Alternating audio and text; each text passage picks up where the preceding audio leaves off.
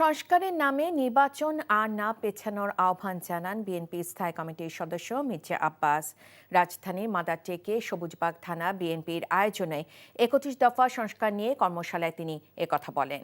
মির্জা আব্বাস বলেন, একটি পুরনো এবং একটি নবগঠিত দল নির্বাচনে খুব বেশি সুবিধা করতে পারবে না।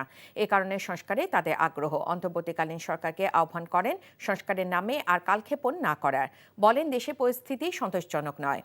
দেশে দুর্বৃত্তায়ন বেড়েছে। সমাবেশে বক্তারা সেখানে আওয়ামী লীগে অনুপ্রবেশ ঠেকাতে কেন্দ্রীয় নেতাদের আরও কঠোর হওয়ার আহ্বান জানান।